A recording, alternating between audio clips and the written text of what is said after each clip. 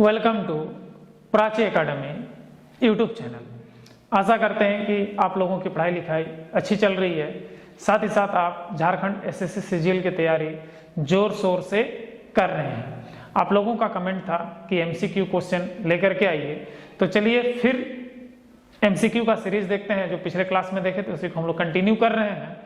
तो आज का जो पहला एमसीक्यू प्रश्न है वो है मुंडारी टूड कोठारी। एक पुस्तक का नाम है, याद रखिएगा, मुंडारी टूड कोठारी। याद रखिएगा, मुंडारी टूड कोठारी पुस्तक का लेखक कौन है? पुस्तक का लेखक कौन है? इस पुस्तक को साहित्य अकादमी पुरस्कार से सम्मानित किया गया।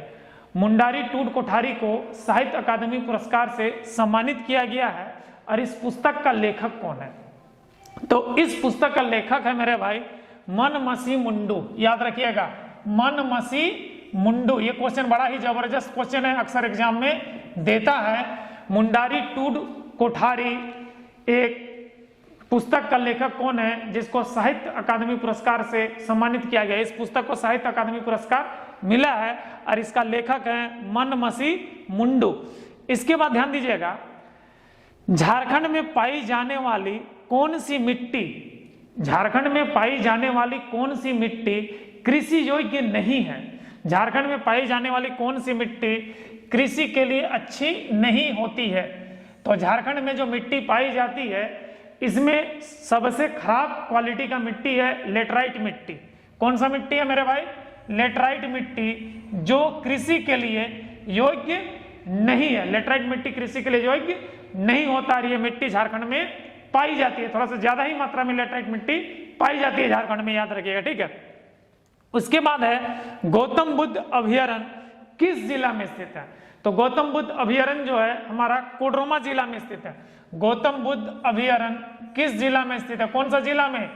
कोडरमा जिला में स्थित है। बिरसा जैविक उद्यान कहाँ स्थित है? मुनापत्रा, जानिएगा ही, रांची में ही सटले है। जंगल टो का नाम है मुनापत्रा, मतलब रांची। बिरसा जैविक उद्यान कहाँ स्थित है? रांची में स्थित है। जंगल टो का नाम क्या है? मुनापत्रा, ठीक है, याद रखिएगा। राजमहल ट्रैप किन चट्टानों से निर्मित है? तो राजमहल ट्रैप सबसे नया ट्रैप है जो जुरासिक काल में इस ट्रैप का निर्माण हुआ है। और इस ट्रैप का निर्माण में जो चट्टान पाए, ये जो ट्रैप बना है वो बैसाल्ट चट्टान से बना है। कौन सा चट्टान से बना है? बैसाल्ट चट्टान से बना है। और राजमहल ट्रैप का निर्माण जुरासिक पीरियड में हुआ है। किस पीरियड में हुआ है?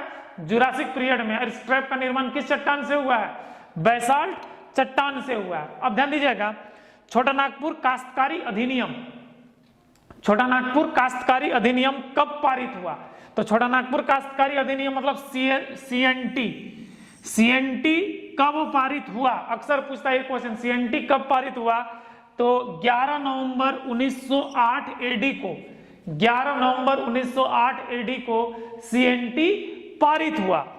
1950 ईस्वी के झारखंड पार्टी का संस्थापक कौन है? 1950 ईस्वी के झारखंड पार्टी का संस्थापक बेनंद पहान यानी मोरान गोमके यानी जयपाल सिंह है, याद रखिएगा।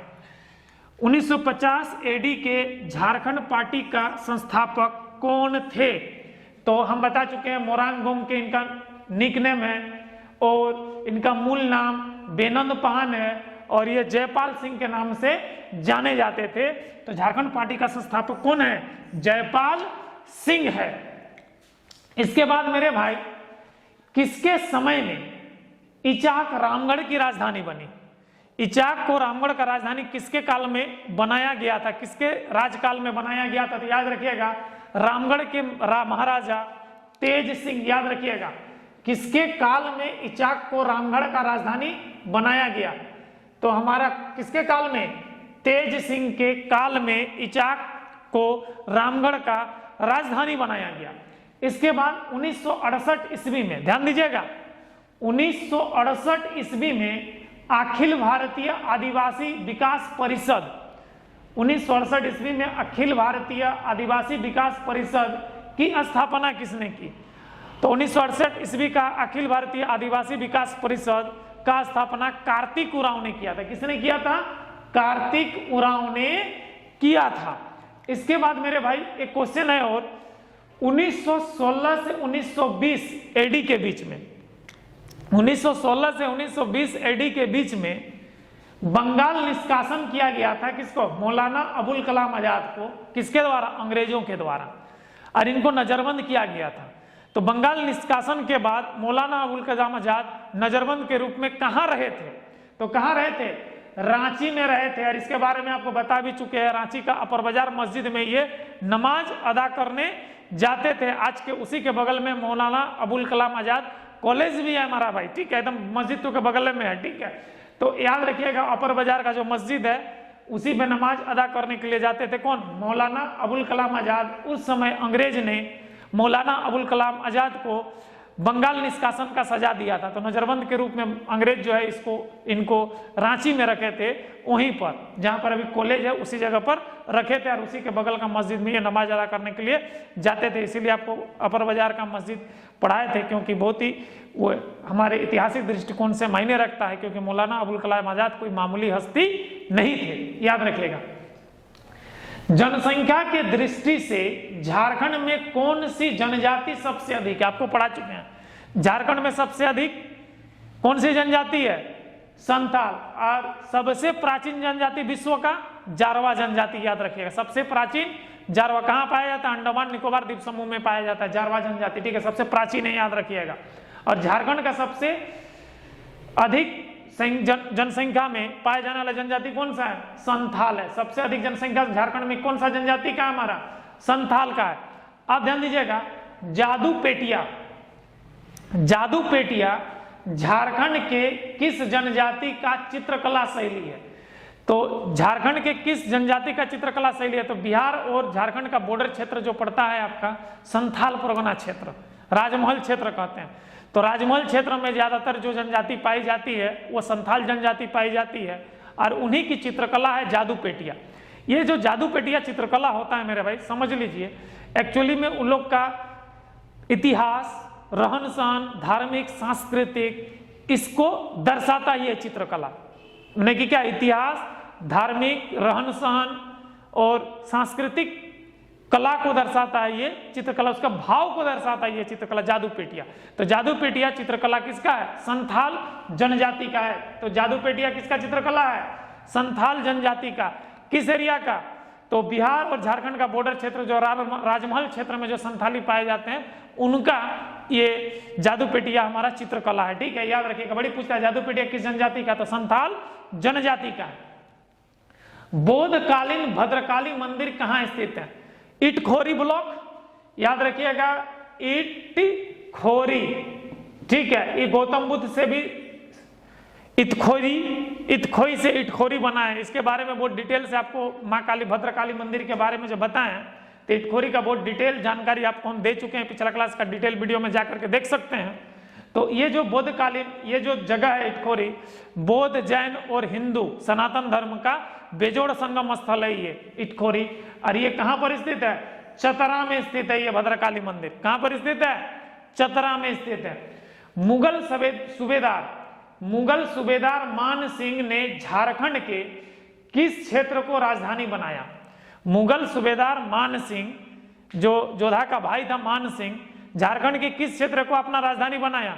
राजमहल को बनाया। और साथ ही साथ आपको मैं बता देना चाहता हूं, मुगल का जो शाही टकसाल हुआ करता था, मुगल का जो शाही टकसाल हुआ करता था वो राजमहल में ही हुआ करता था। बाद में अंग्रेज जो है अपना स्वर्ण मोहर ढालने के लिए इस पर कब्जा कर लिए थे, ठीक है। अब बाद में अंग्रेजों का ये टकसाल रहा हमारा, ठीक है, मुगल का। जब मुगल जब अपना राजधानी राजमहल से हटा करके ढाका ले गया मुर्शिदाबाद, ठीक है, तो उस समय भी राजमहल शाही टकसाल हुआ करता था। ये शाही टकसाल भी था हमारा राजमहल, और इसी को राजधानी कौन बनाया था? मान सिंह ने बनाया था, ठीक है। टाना भगत आंदोलन की शुरुआत किसने की? तो टाना भगत आंदोलन की शुरुआत जतरा उरांव ने किया था। कब किया था? 1914 से 1920 ईस्वी के बीच में ये गया सम्मेलन जो हुआ था हमारा, जिस समय देश बंधु चित्तरंजन दास ने जब हमारा ये किए थे, उस समय ये समुदाय बहुत ही बढ़ चढ़ के भाग लिया था जतरा उरांव के नेतृत्व में। और उसी समय से इसका एक पंथ चला जिसको टाना भगत पंथ कहते हैं, टाना आंदोलन कहते हैं। और टाना भगत आंदोलन की शुरुआत जतरा उरांव ने किया था। और जतरा उरांव ने अपना आदमी को इकट्ठा करके जो कांग्रेस का गया अधिवेशन हुआ था उसमें बढ़ चढ़ करके लोग हिस्सा लिए थे, याद रखिएगा, ठीक है। टाना भगत आंदोलन की शुरुआत किसने की? तो जतरा उरांव ने किया। राज्य की सबसे प्रदूषित नदी, झारखंड राज्य की सबसे प्रदूषित नदी कौन सी है? ये तो आपको पढ़ा चुके हैं डिटेल से नदी तंत्र में, याद भी होगा, दामोदर नदी। और इस दामोदर नदी को हम लोग क्या कहते हैं? बंगाल और बिहार का शोक भी कहते हैं।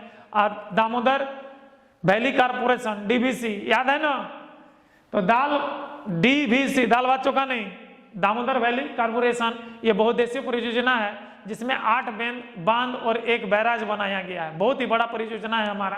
तो वही दामोदर नदी है जो सबसे झारखंड की प्रदूषित नदी है, साथ ही साथ बंगाल का शोक भी है और बिहार का, झारखंड का भी शोक है, ठीक है। झारखंड और बंगाल, बिहार नहीं भाई, अब तो अलग हो चुका है, ठीक है। बिहार का शोक कोसी है हमारा, ठीक है, जो बहुत ज्यादा रास्ता बदलता है, मार्ग बदलता है, कोसी नदी, ठीक है। अब ध्यान दीजिएगा, उसके बाद 15वीं शताब्दी में खड़गडिया राज्य का संस्थापक कौन था? 15वीं शताब्दी में खड़गडिया राज्य का संस्थापक हंसराज देव था। खड़गडिया राज्य डिटेल से आपको हम बता चुके हैं, जाकर के राज और राजवंश देख लीजिएगा, पिछला क्लास का वीडियो में सारा अपलोडेड है आपका, ठीक है। तो उसमें आपको डिटेल से बता चुके हैं। तो 15वीं शताब्दी का खड़गडिया राज्य का संस्थापक कौन है? हंसराज देव है।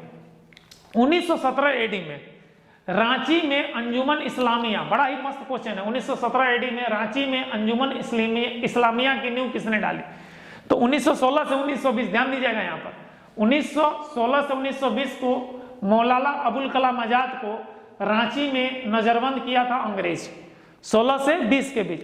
तो ये रांची में थे, तो ऑब्वियसली इसका स्थापना कौन करेगा? अंजुमन इस्लामिया का कौन किया होगा? अबुल कलाम आजाद किया होगा यार। तो कौन हो गया हमारा? अबुल कलाम आजाद ने किया। 1917 एडी में रांची में मदरसा इस्लामिया का स्थापना किसने किया? तो इस समय भी कौन यहाँ था नजरबंद के रूप में? मौलाना अबुल कलाम आजाद, इतना बड़ा फ्रीडम फाइटर। तो स्थापना कौन करेगा? मौलाना अबुल कलाम आजाद ही करेंगे ना। तो हमारा मदरसा इस्लामिया का स्थापना भी अबुल कलाम आजाद, और अंजुमन इस्लामिया का स्थापना भी कौन किया था? हमारा अबुल कलाम आजाद ने ही किया था। मतलब कि अंजुमन इस्लामिया की बात करें चाहे मदरसा इस्लामिया की बात करें, जो 1917 में रांची में अगर नींव डाले, तो कौन नींव डाले? महान स्वतंत्रता सेनानी अबुल कलाम आजाद ने, मौलाना अबुल कलाम आजाद ने इसका क्या डाला? नींव डाल दिए। अब ध्यान दीजिएगा, देश का सबसे बड़ा अर्थन डैम हमारा झारखंड में स्थित है। देश का सबसे बड़ा अर्थन डैम हमारा झारखंड में स्थित है। तो वो कौन सा डैम है मेरे भाई? तो वो डैम है हमारा तेनुघाट डैम। कौन सा डैम है? तेनुघाट डैम, जो बोकारो जिला में पड़ेगा, ठीक है। तो देश का सबसे बड़ा अर्थन डैम कौन सा है? तो तेनुघाट डैम। और इसका निर्माण 1978 एडी में हुआ था। कब हुआ था? 1978 एडी में हमारा तेनुघाट डैम का निर्माण हुआ था। अब देखिए, बोकारो स्टील प्लांट की स्थापना किसके सहयोग से हुआ? किस देश के सहयोग से हुआ? तो सोवियत संघ, जिसको यूएसएसआर कहते हैं, अब तो बढ़ गया है बहुत सारा में, ठीक है। तो बहुत सारा देश का एक संघ हुआ करता था सोवियत संघ, अब तो अलग हो गया, जिसमें हमारा क्रीमिया था, अभी यूक्रेन था, रसिया था, ठीक है। तो ये सब एक मिलकर के सोवियत संघ हुआ था, बाद में ये टूट गया सोवियत संघ, ठीक है। तो सोवियत संघ की सहायता से ही हमारा बोकारो स्टील प्लांट की स्थापना 1965 एडी में हुआ था। कब हुआ था? 1965 ईस्वी में। सोवियत संघ रूस, उस समय सोवियत संघ रूस कहते थे, ठीक है, अब सिर्फ रूस हो रह गया है। तो सोवियत संघ रूस की मदद से बोकारो स्टील सिटी की स्थापना 1965 ईस्वी में हुआ था। अब दे दीजिएगा, 12 वर्ष में एक बार मनाया जाने वाला जनजातीय त्योहार कौन सा है? 12 वर्ष में मनाया जाने वाला जनजातीय त्योहार कौन सा है? याद कीजिएगा, सासाराम का किला, इसी में महिला जो है, इसके बारे में बहुत, जनी शिकार के बारे में बहुत डिटेल से आपको हम दिए हैं, जो ने कि मुगल को पराजित करके भगा दिया था और आदिवासी समुदाय पूरा मस्त मना रहे थे, तो मुगल अटैक किया था। उसी समय जो औरत लोग थी 9 वर्ष का त्योहार मना रहे थे, तो सब दारू मौत पी के डूबल था, ठीक है। उसी समय से जनी शिकार का शुरुआत है। मैंने कि ये वीरता और शौर्य का पहचान, इसके बारे में डिटेल आप लोग को हम बता चुके हैं जैनी शिकार के बारे में। पिछला क्लास से जाके वीडियो देख लीजिएगा राज और राजवंश में, ठीक है। सासाराम का किला में आपको बहुत डिटेल से आपको हम बता चुके हैं जैनी शिकार के बारे में, ठीक है। तो जनी शिकार और देशावली दो गो ऐसा त्योहार है, जनजातीय त्योहार। जनी शिकार और देशावली दो गो ऐसा जनजातीय त्योहार है, ठीक है, जो 12 वर्ष में एक बार मनाया जाता है। जनी शिकार जो है महिला की वीरता को प्रोत्साहन देने के लिए मनाया जाता है, ठीक है। और देशावली भी उसी तरह का त्योहार है जो 12 वर्ष में एक बार मनाया जाता है। डोमकच क्या है जानते हो? रे भाई एक स्टूडेंट को पूछ दिया डोमकच क्या है तो बोलता है सर आदिवासी का कोई डिश होगा डोमकच, ठीक है। तो मैं बता देना चाहता हूँ खाने पीने का डिश नहीं है यार, ये एगो लोक नाच है, लोक नृत्य है, एकदम जोड़ा करके साताड़ा नाच नाचता है, ठीक है, एकदम झकड़ झकड़ करके, ठीक है। तो डमकोच एक क्या है हमारा एक लोक नृत्य है जो एक साथ जोड़ा करके लड़का लड़की एक साथ जोड़ा करके एकदम नाचना शुरू करेगा, एकदम देह एकदम नागपुरी में नाचेगा, ठीक है। तो डमकोच एक प्रकार का क्या है लोक नृत्य है। अक्सर पूछता है डमकोच क्या है, तो डमकोच एक प्रकार का लोक नृत्य है, नागपुरी लोक नृत्य है। तो ये था मेरे भाई MCQ, इसको आप नोट कर लीजिएगा। आशा करते हैं कि आज का क्लास आप लोगों को अच्छा लगा है। अगर अच्छा लगा है तो चैनल को सब्सक्राइब और वीडियो को लाइक कर दीजिए। जय हिंद, जय संविधान।